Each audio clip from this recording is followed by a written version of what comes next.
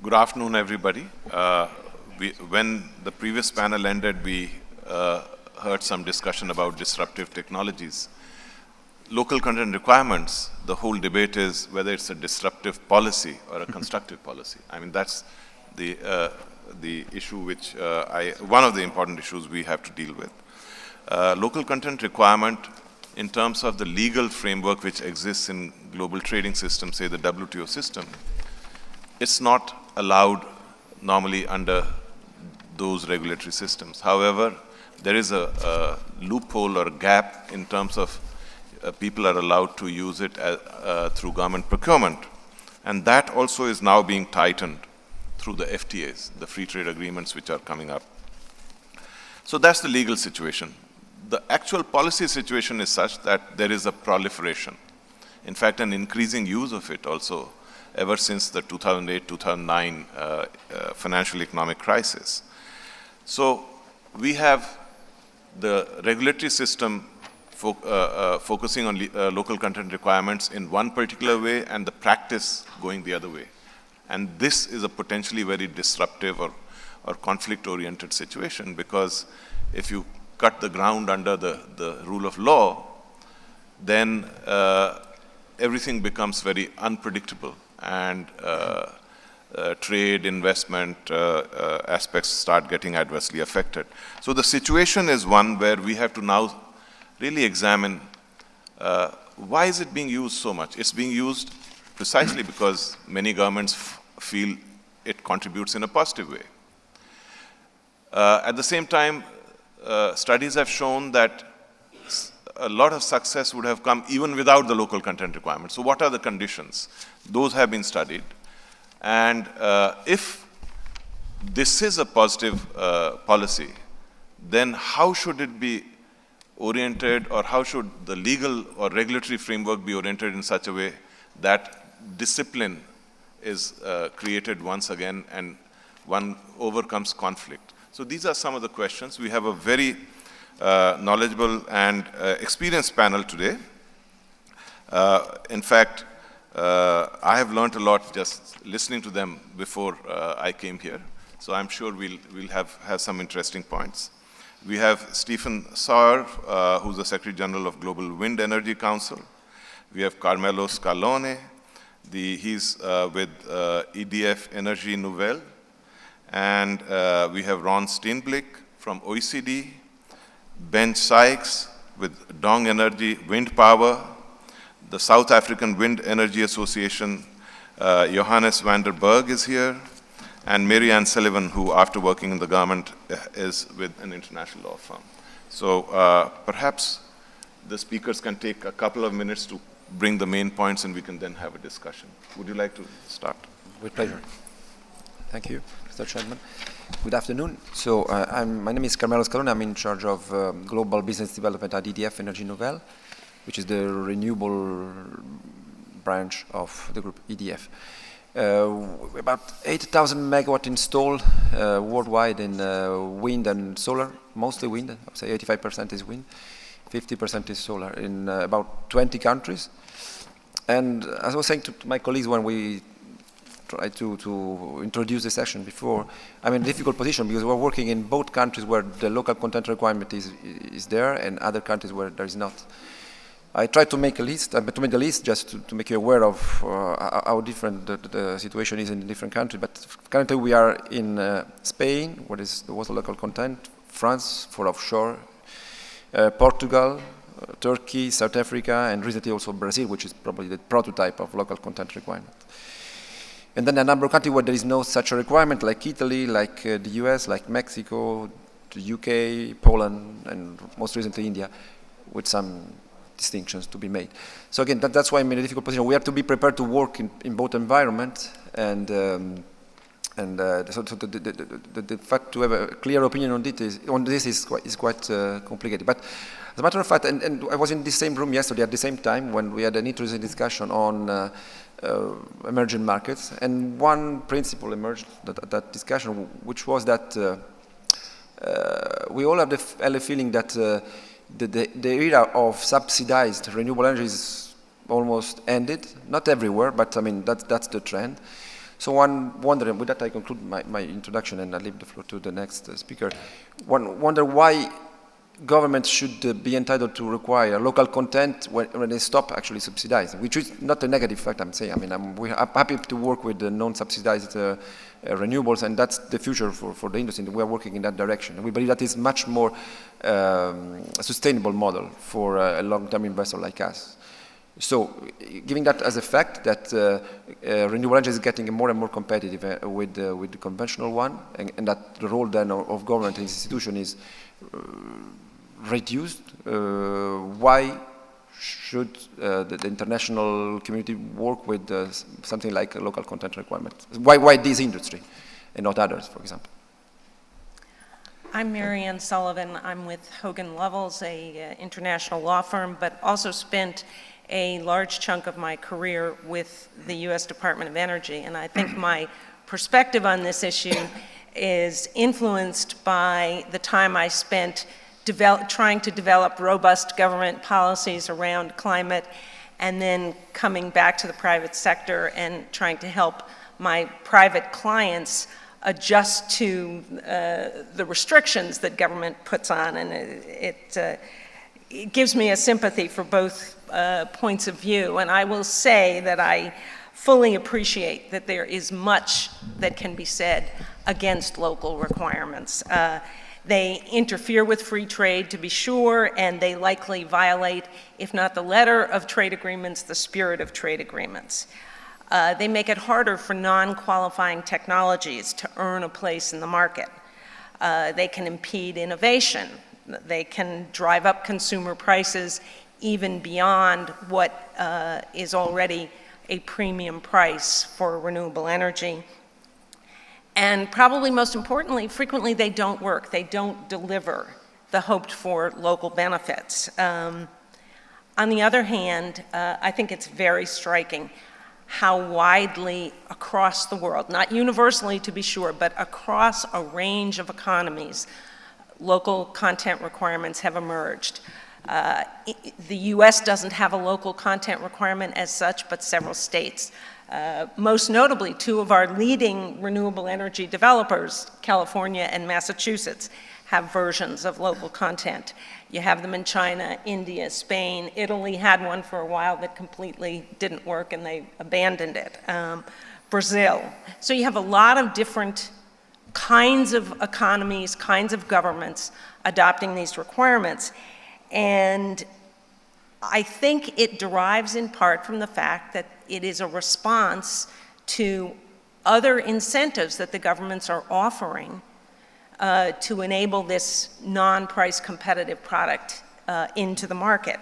They're looking for something back in the form of local benefits, concrete local benefits. And so I think ultimately we should measure the success of local content requirements on their ability to deliver renewable energy to the market more quickly in a more politically acceptable way for local communities than might otherwise occur.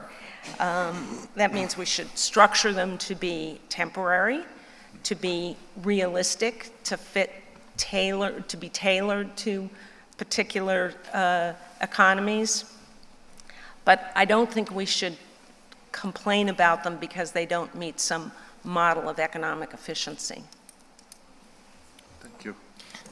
Thank you. Good afternoon. My name's Benj Sykes. I work for Dong Energy Wind Power. Those of you that don't know Dong Energy, we are the global leader in offshore wind energy. We develop, construct, own and operate wind farms offshore in a number of markets in Northwest Europe. And looking to build up to 6.5 gigawatts of offshore wind by the end of this decade. So very much a big player in that market. So I guess I'm here on the panel with a slightly different perspective to some. I'm very much at the, if you like, the end of the food chain, having to live with what the requirements are. So I guess you might think, well, you know, what's he going to say other than we don't want any constraints on our procurement capability. We want to buy what we want to buy from where we want to buy it from without any requirements. But actually, the world doesn't work like that. And I think there's a real politic that I experience in the UK, and I'm sure is seen in every other market. The ask of the consumer in the UK, and I'm unashamedly just talking about offshore wind in the UK because I think it's a very good example. The ask of consumers in the UK is to fund £7.6 billion a year of support to MI and other low carbon technologies and a few other things. And the reality is politicians aren't going to support that if they can't also show the people having to put their hands in their pockets to support the development of our technology and the deployment of it, that they're also seeing something coming back to the UK economy in terms of jobs and economic activity. Of course, there's no option for mandated content coming from the UK. That will be in breach of a number of EU laws, and of course, every government in the European Union has found ways to make it clear to people like me what the requirements are, or should I say expectations, without breaking those laws. But there are ways in which that local content expectations, requirements, call it what you will, there are ways in which that can be done that actually support the industry. And I think what we're seeing in the UK in the offshore wind sector is a very close partnership between the industry on the one hand, national and local governments on the other hand, finding ways to drive economic benefit into the areas where it's needed without undermining the industry. And I think crucially, as you said, this isn't about creating a crutch that the industry will, local industry will have to support them being an uncompetitive player. It's about deepening and widening supply chains, which for us is great. There may be some challenges in the short term in terms of having to bring in new suppliers, but in the long term, what we're seeing in my sector is those requirements are driving new players into the market. They're expanding the existing players into new areas within the UK.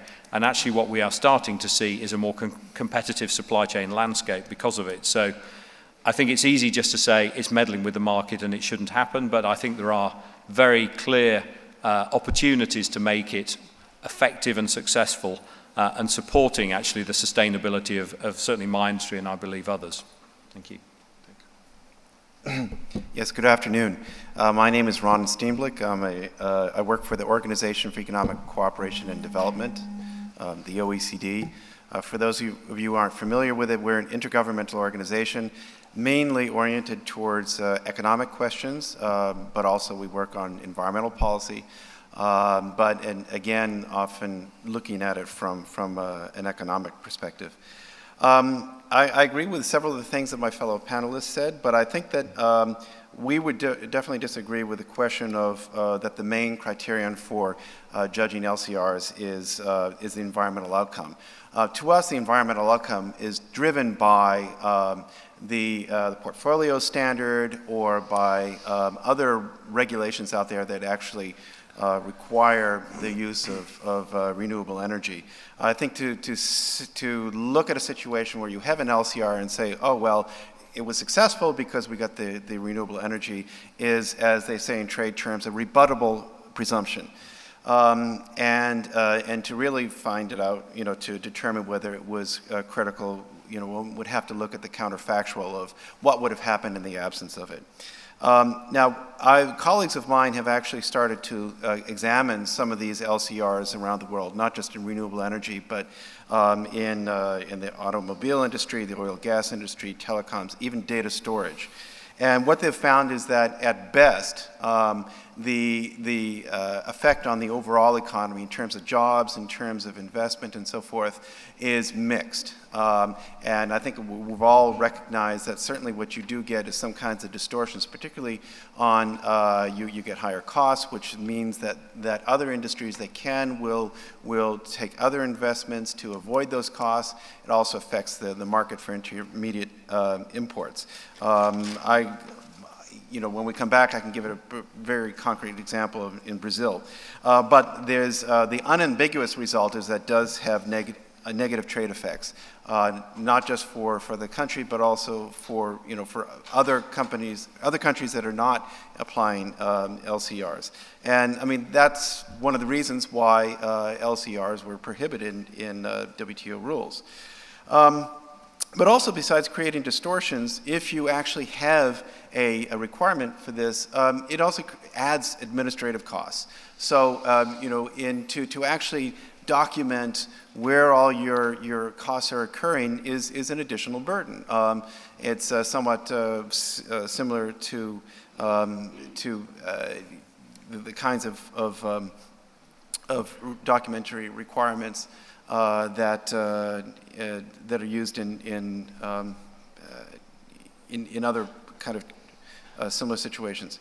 Now, I know many people defend LCRs because for political economy reasons that, well, we wouldn't get the buy-in for it. But I think for one, there's a false dichotomy. It paints the situation as black and white. And second, it shows that there is probably a communications issue here. I mean, there's probably not a renewable energy project being built anywhere in the world that doesn't involve some local content. And there's lots of studies that have been done by the industry that have shown that it's often, come to greater than 50%. So basically, are there alternatives? Yes. And among them is creating a better investment climate for industry in general, training people, and so forth. But we don't believe that local content requirements are the answer. Thank you. Yeah, my name is Steve Sawyer, Secretary General of the Global Wind Energy Association, Global Wind Energy Council, which is a trade association representing most of the major manufacturers and local and national and regional associations around the world. And my job basically is to be the lonely guy who goes around opposing local content requirements everywhere. And I sit in my board meetings with all the manufacturers and they will tell me why it's bad for them and bad for business. But then I go to the country and we're sitting on a panel together and all the representatives of my manufacturers are telling the audience, which is the local government, oh, we don't mind your local content requirement. And I have to stand up there and be the bad guy and deliver all the arguments, which are much as Ron has outlined here. I mean, it makes our job more complicated. It makes it more expensive, both in terms of the actual supply of the product, but also in administrative terms. And ultimately, I think the most compelling argument is it will make for ultimately a non-competitive local industry, dependent upon this special set-aside, which means that they'll never actually succeed in the marketplace if they seek to go outside their own country. And as the renewable energy business, particularly the wind business, is becoming more and more global. And I think we've seen that in spades in China, where the local industry was protected, became the biggest in the world by far. And 6, 7, 8 years ago, wind turbine manufacturers from China were going to take over the world. Well, it hasn't happened. They can't cut it in the real world. They can't cut it in the marketplace, except now there's 2 companies that are beginning to make a little bit, precisely because of the local content requirement, which was in fact in play in China only for about 3 years. The only thing that I would disagree with in terms of what the previous speakers have said is that the local content requirements are some sort of payback for introducing non-competitive technologies. 5 years ago, that was probably the true. 10 years ago, it was definitely true. But now, the 2 most onerous local content requirement countries, wind technology is delivering the cheapest electricity in terms of adding new capacity to the grid by far. By far. In Brazil and South Africa, new generation is most cheaply supplied by wind energy without anybody even competing close. And that's gas, hydro, any of them. So just to conclude, I would say that to the extent that governments are always going to do this because they want to be seen that they're creating industry and local jobs, I think the most successful part of the South African program and some of the others have been where the requirement is to invest in the local human capital, because ultimately at the end of the day, if you want a local industry, it's got to be based on local entrepreneurs and local engineers and technicians, designers, et cetera, and that's where you're going to really create the added value. Thank you. Please. Good afternoon. My name is Johan van den Berg. I represent the South African Wind Energy Association.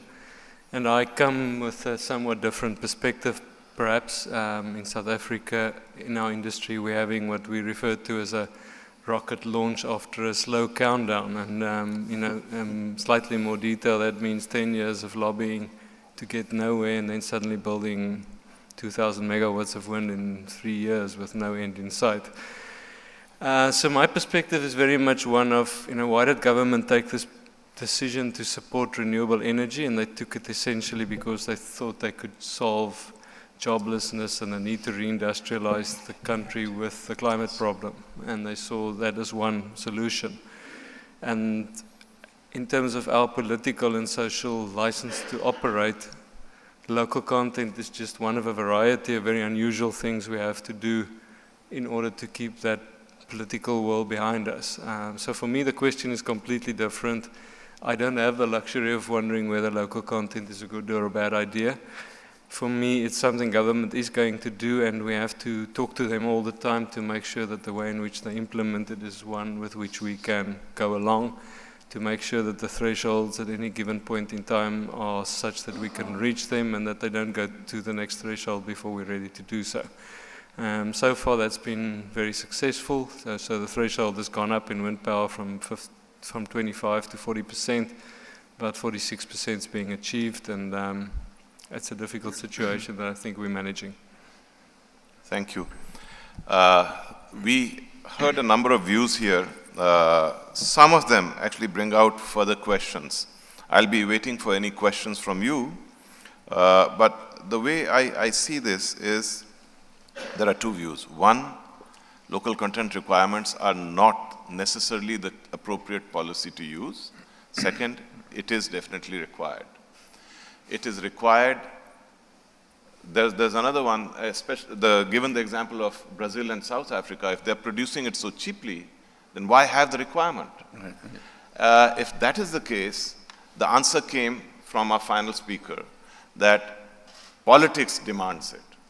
But if politics demands it, as Ron said, is it an issue of communication? But let's take a step back from these different brass tack kind of issues which you have to deal with in the real world. But let me look at the real world the way it is changing. With the growth in trade, investment, we are all getting more interdependent. With the growth of global value chains, and we heard about the efforts to improve the generation of value chains, all the countries are linked to each other. And each one is entitled to do what it thinks is good for itself. So if each one starts doing something which in isolation is good for itself but not good for the whole, where do we end up? Right. Which is why I think we need to look at something which people are thinking, hey, it's politically imperative we do it because it's easier to get a buy-in, irrespective of the fact that you are the most efficient. You are doing it so that people say, hey, the government is doing a good job. That on one end, and then what is good policy, and how do you marry these two? This is something which, yes. Yeah, I just jumping up and down a bit, because I think you're absolutely right. It's not about, for me, the real politics tells me it's not about whether this is going to be a reality or not. It is a reality, but the question is, how should governments do it in a way that actually, well, depending on your perspective, does the minimum damage or gives the best opportunity to the industries that are affected? I don't think it's a question of, is it going to go away, can we make it go away, because that simply, in my world, isn't realistic. But I think that there's a number of points, you know, those of you who know Britain in the 1970s will have seen the worst possible manifestation of local content with the propping up, the open-ended propping up of the car industry, which was finally allowed to collapse and fail and was then reborn as an internationally competitive player. And it's vital that governments learn from the bad experiences that many of them have created to find the right ways of doing this, given that I think they're going to do it anyway. I wonder on the communication front if folks like the OECD and the Global Wind Energy Association couldn't do more to suggest alternatives to the governments that would achieve the local benefit delivery in a less economically undesirable way. So, for example, alternative RFP structures that offer bidders the opportunity to propose a package that delivers concrete local benefits defined as the bidder chooses. And I've had some experience, for example, in the Caribbean. They're not well situated to impose local content requirements because they don't have manufacturing capability. They would very much like renewable energy, and they have grids that are completely unable to accept large quantities of intermittent power. So a proposal that entailed delivering wind power plus a grid upgrade or solar power plus a grid upgrade as an alternative approach might achieve local jobs, rebuilding the grid, economic efficiency, finding the components from the cheapest place possible, and a politically saleable deal. I mean, that's the direction that I'd like to see things move. Yeah. Stephen and then Ron. Yeah, I think that's exactly right. And we have succeeded sometimes at doing that. We've tried and failed in others. There's so much focus on the hardware. And it's really, the hardware is not the main issue. I mean, solar, it's becoming even more clear now that the manufacturing portion of the solar industry is becoming a smaller and smaller portion of the overall, but wind turbines are big and are getting bigger, and they're large pieces of kit. That in and of itself mandates that if you have any substantial market size, you want the manufacturer to be as close to the place of deployment, and especially in the case of offshore wind, where road transport is generally not an option. It's only by sea, so you obviously have to make it nearby, and in most of the big offshore markets, the manufacturing is on the dock, if possible. The critical thing there is to create potentially a globally competitive component of the industry in country X if the industry and the government can work together to create the conditions where that's possible. And might I suggest that the one that appears to be working quite successfully is what they've done in Turkey now, where they have a fixed flat feed-in tariff for wind, which nobody took for many, many years simply because they could make more money selling electricity on the spot market. But then they added on a couple of sweeteners, well, 3 or 4 sweeteners, depending upon your percentage of local content. So you get a slightly higher tariff for some years if you source the generator locally or the blades or whatever it might be. And now that has developed, and not a large turbine manufacturing industry in Turkey, but quite a substantial and growing component manufacturing industry, which needs to compete in the marketplace. So in other words, they have to have as good a quality product at a competitive price to be able to edge out an import, but they're being quite successful at it because they have that little help for the first 5 or 10 years, depending upon the component, in the market. And that seems to be working. Thank you. Ron? Yeah, well, I would underscore what Steve had said about that we tend to get obsessed about the hardware. And in fact, when there's quite a bit of services that are involved in most projects, and those services are generally procured locally. In the specific case of small island nations, which are never going to become major manufacturers of this stuff, they have a strong self-interest, I would think, to use as much renewable energy as they can, because they're typically producing electricity from fuel oil, which is about the most expensive way you can produce it. So, maybe, I mean, I keep coming back to this, that I take a broader economic view of this, and even if, okay, you're importing these components of hardware, but you're also then pushing out the need for an imported oil. So let's keep a broader perspective on this. Thank you. Yes. Yeah, I think 2 interesting aspects that come up in terms of coming up with new ideas. One of the things that has been suggested in South Africa is to get government to allow people to bid at different levels of local content. Because that will do 2 things. The one is it will make the price of local content abundantly clear, and then they can still make their choice about whether that's really what they want. The second one is you'll achieve the outcome over a portfolio rather than in an individual project, which already leads to much higher efficiencies. The other issue on the communication, I was just sitting wondering, why do we have it if it's the most efficient? And then I realized it's because people don't realize that we're the most efficient, because that goes back to the whole renewable energy communication issue. There's still so many myths floating around, and in the case of wind, we get bundled into renewable energy generally, and people just say, well, it's expensive. Would you go back to the politician? You said people don't realize that we are the most. Would you go back to the politicians and say, hey, we are the most efficient? Is there a need? We do that to high-ranking officials, and sometimes the people who like to say opposing things sit next to us and get very ruffled by what we say. And it's an ongoing, the people who've been in renewable energy know that it's an ongoing struggle to really get all the myths buried. I have from the audience a question, local content requirements. What is the impact on financing possibilities for projects? In fact, this is an interesting question because often financing is also linked to these kind of things. Yeah. So any one of you... In Brazil, I mean, that's how the local content requirement works. Brazil has no local content requirements for wind energy. The only way you get a local content requirement is if you get a loan from the BNDES. BNDES is the state chartered bank which has the right to issue basically functional treasury bonds to raise money. So it's not technically the government, and there's no other viable sources of commercial finance in Brazil for wind farms. So if you want to get your wind farm financed in reais, you have to go through the BNDES. If you're willing to take the currency risk from getting finance overseas, or the larger companies can finance off balance sheet, that's happening more and more now, then you get around the local content requirement. But in Brazil, it's completely 100% linked to the financing issue. Johannes, you... Yeah, in South Africa, we have a slightly sad example of somebody who took a view early on and started making blades in South Africa, never remembering that they have to one day convince the bank to give them project finance.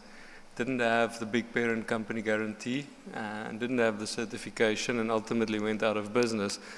And this was part of the communication job we had with government, because they initially thought this is just a sign of us not wanting to support local players, and we had to explain, but it's, it's not really us. It's the EPC provider that says, well, give us something that's certified and it's proven in the world and it's bankable. So it's a very much a chicken and an egg issue, because proving a new technology in country for 2 years is always 2 years away. Can I speak to a different aspect of financing? I do a lot of work with new technology developers who accept money from the U.S. government, sometimes very substantial money from the U.S. government to develop new energy technologies. And the trade-off historically has been a commitment by those who accept that funding to undertake manufacture of the technologies in the U.S. And what I've seen just in the last year or so is the U.S. government saying it's far more important to get these low-carbon technologies out there in the market. And so we're going to put our standard requirement in your agreement. But if you come to us with a specific deal where there's a local content requirement that's getting in the way of your deploying this technology that we've helped you develop, we will waive the requirement. So it's the early stage financing that has this down the road impact, but it's been very interesting to me to see the government say it is more important to us that these low carbon technologies be deployed. Yeah, but deployment itself means local content in some way, not with the requirement necessarily, but... well, that's what the U.S. government is saying. We know you're going to face local content requirements. We accept that, and we're not going to hold you back. I wanted to contribute to the discussion with a personal experience from my days back in Spain. Looking backward, you already have 20 years of history of local content requirement. This is not a new invention. It's not coming in these days. It was put in place not only in Spain in the end of the 90s.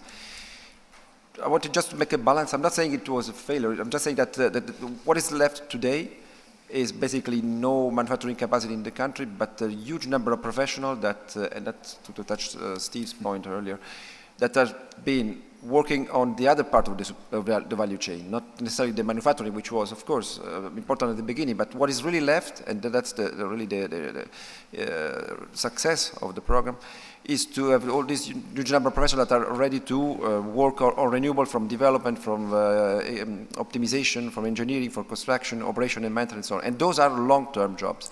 What has been very short-term has been that really the manufacturing part of the local content. At the time, I remember that there was also a discussion about what is local. There was a joke in Spain, what was, they were installing factories on wheels. So there was one local community that was launching a local, very local content requirement, and another community was doing that 2 years after, and the factory was just moved. So that system clearly didn't work. But what is really left is, again, is the nature itself of renewable. They are local by definition, as you were saying. So the local content would actually materialize, hopefully for the long term, not for the short one.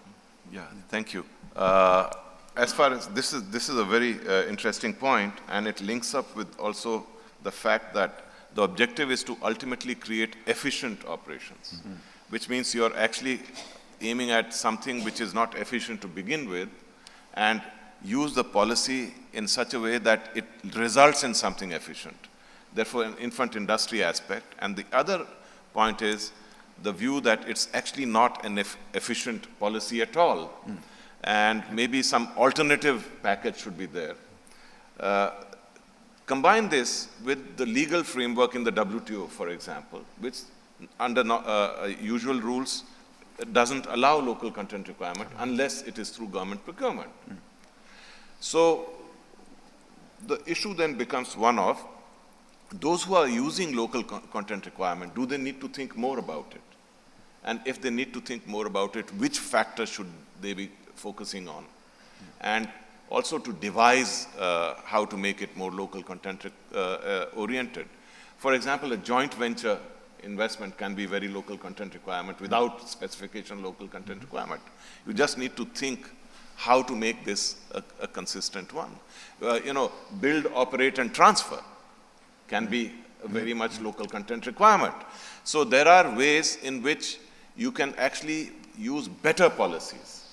So what are those, if any comments? Yeah. One of the things that some of my colleagues have looked into is the value of joint research between researchers in the OECD countries and non-OECD countries, and what they found was what they did as a measure of success of this was they looked at patents, and that in those cases where they had joint research projects, there was actually a disproportionately high increase in the number of patents by the partners, the developing country partners, and those kinds of things. So I think that there's more room for that. I just heard about one, for example, between MIT and Mazda today. There's this kind of joint effort to work on projects together. Let me just say, if I could, one other thing though also about the legal issue. And I mean, I think Harsha, you made a very important point there about the collective value of rules-based trading system. And I mean, let's not kid ourselves too much about this question of, we need it for the population to agree to this. A lot of the local content schemes are put in because there is a particularly favored producer in that area. And they're struggling, and they're not competitive, and they go to their local politician and say, give me a local content requirement, because otherwise I'm going to go bust. So part of the reason for having these rules is to protect governments from themselves. Thank you. Can I just say that please. For me, what has been the most effective local content, whether it's a requirement or engagement, I think, is when companies, as my member companies in India, increasingly in South Africa, in the United States, the first investment they make besides their local project is to endow a chair of electrical engineering, wind turbine maintenance, technology training or whatever at the local college, or if there isn't a local tech college, then set one up. And they've done that more and more and more, and it pays back to the company because they get good qualified engineers at a third the price it costs to import somebody from Denmark or Germany. And the country gets trained engineers who, over time, given any kind of support and framework, will build their own local industry, and a lot cheaper than the Europeans or the Americans can import it. That's a very clever strategy, and I think more of that should be done. One last aspect, we are coming to the end, is about related to the question on finance. In India, there is a local content requirement relating to one of the two main technologies for solar panels. And the other one is used precisely because the Exim Bank of the US gives a lot of easy money for that technology. So it's all a question of also costs and benefits and how easy it is to reduce your costs or get the government to actually increase the demand. But then the society has to be seen also in terms of, is the society winning, losing, etc. More work needs to be done on this, but at the same time, since it's continuing to go ahead because of political reasons, we also need to see how to make it far more acceptable and more efficient. So it's something which is gaining importance, but we need to think much more about it and also about the alternative packages. I wonder if the answer isn't that the next panel, next year, should not be talking about local content requirements as a negative, but talking about strategies for delivering benefits to local, to individual countries by deploying renewable energy. So you shift the focus so that you talk about the build, own, transfer, you talk about the endowments and all the different strategies that would communicate to people that there are better and more efficient ways. I think our time is up, and that's a very good idea to end on. So I thank you all for your contributions. I thank you too. Now we have the next panel on integration and deployment, research and capacity building. So some aspects of what we talked about will perhaps be covered there too. So thank you and a good afternoon.